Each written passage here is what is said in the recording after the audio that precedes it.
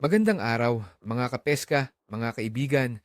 Ako ang inyong paboritong YouTuber na mangingisda at ekspertong nagbabahagi ng kaalaman tungkol sa mga kondisyon ng pangingisda. Handa na ba kayo para sa pinakabagong fishing forecast para sa Enero 13, 2026? Ang araw na ito ay may dalang kakaibang hamon at pagkakataon para sa mga mangingisda. Kaya manatili kayo dahil may ibabahagi akong mga lihim na siguradong makakatulong sa inyo. Ngayon, pag-uusapan natin kung bakit ang araw na ito ay maaaring maging isa sa mga pinakamemorable ninyong pangingisda sa Pilipinas batay sa mga datos na ating nakuha. Para sa mga target nating isda, narito ang ating hula at mga taktika na siguradong magbibigay ng magandang resulta. Una, ang ating paboritong maya-maya or red snapper. Sa araw na ito, na may mainit na temperatura ng tubig sa pagitan ng 27 hanggang 28 degrees Celsius, asahan na ang maya-maya ay mas magiging aktibo. Hanapin sila sa mababaw na bahagi ng mga coral reef at mga bahagi ng dagat na may mga bato o istruktura kung saan sila nagtatago at naghahanap ng pagkain. Sa aking karanasan, mas aktibo sila sa mga ganitong lugar kapag may kaunting pag-ulan na nakakagulo sa ibabaw ng tubig na nagiging dahilan para lumabas ang maliliit na isda at hipon. Gamitin ang bottom fishing na may fresh squid or isda bilang pain. Ang jigging na may light-colored jigs ay epektibo rin, lalo na sa umaga. Pangalawa, ang lapu-lapu apaay or grouper. Kagaya ng maya-maya, ang lapu-lapu ay mahilig din sa mga istrukturang ilalim dagat at mga bahagi ng reef.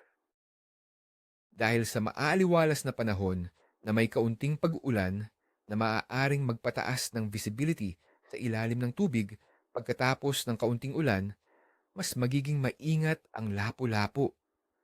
Humanap sa mga gilid ng koral, mga siwang ng bato, at mga lugar na may maraming koral. Gamitin ang live bait tulad ng maliliit na isda o hipon na idinidikdik sa ilalim malapit sa kanilang pinagtataguan. Ang medium-heavy spinning gear na may fluorocarbon leader ay irerekomendada ko para hindi madaling makita ng isda ang linya. Pangatlo, para naman sa mga pangingisda sa sariwang tubig, ang tilapia ay laging isang magandang target. Sa pangkalahatan, mainit ang panahon sa Pilipinas ngayong Enero, kaya't ang tilapia ay aktibo sa halos buong araw. Hanapin sila sa mga damuhan, sa gilid ng ilog o lawa, sa mga bahagi na may sikat ng araw. Gamitin ang light tackle na may float at pain na tinapay, earthworms o small pellets. Ang pagpapakain ng kaunting pain sa iisang lugar ay maaaring makahikayat ng mas maraming tilapia.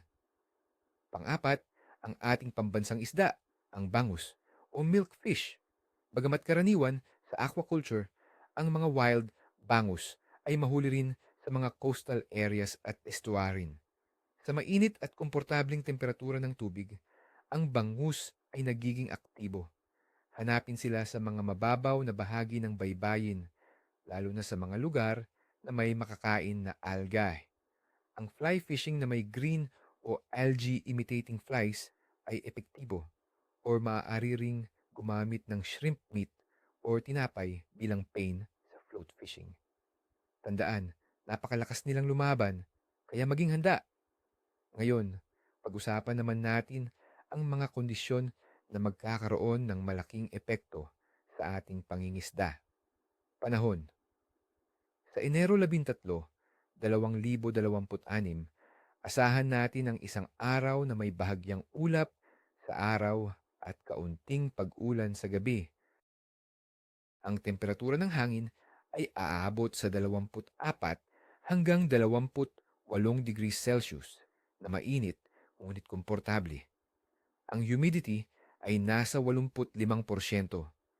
May 20% tsansa ng ulan sa araw at 30% naman sa gabi.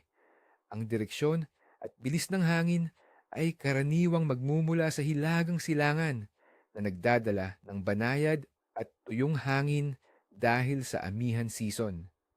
Ang average na bilis ng hangin sa Manila ay nasa 15 kilometro kada oras.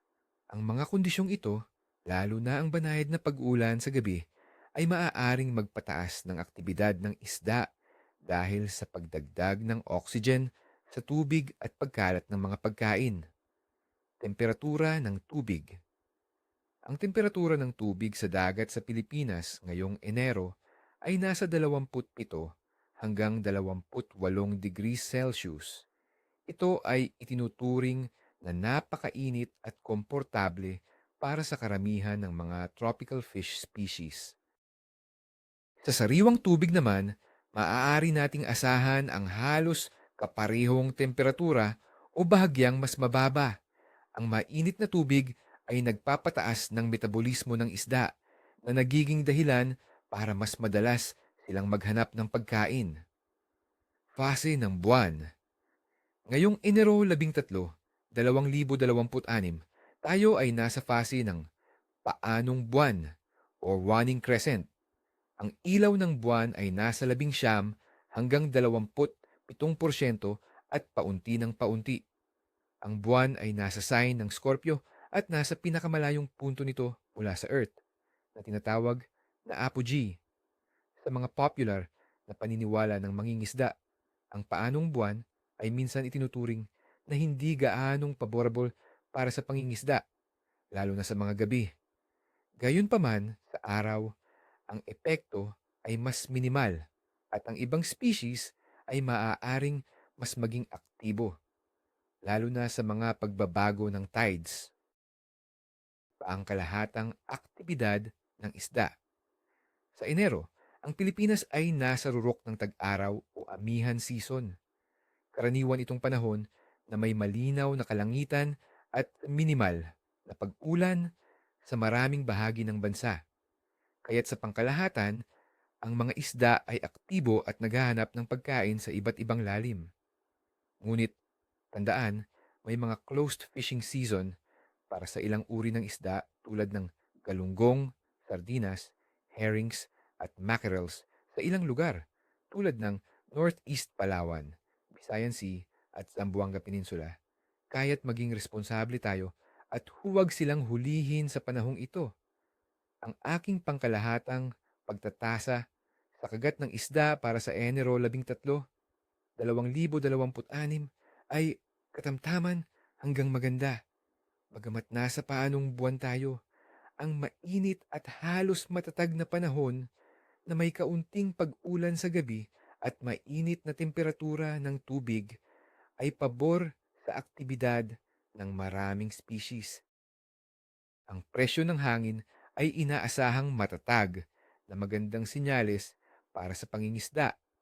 Kaya mga kaibigan, lumabas na at subukan ang inyong kapalaran. Sana ay magkaroon kayo ng pinakamagandang huli. Ninguso ni Kaliskis. Huwag kalimutang mag-subscribe sa channel na ito para sa mas marami pang fishing tips. Mag-like sa video na ito kung nakatulong sa inyo at ibahagi sa inyong mga kaibigan. Anong uri ng isda ang pinaplano ninyong hulihin ngayong araw? Ibahagi ang inyong mga karanasan at katanungan sa comment section sa ibaba. Gusto kong marinig ang inyong mga kwento.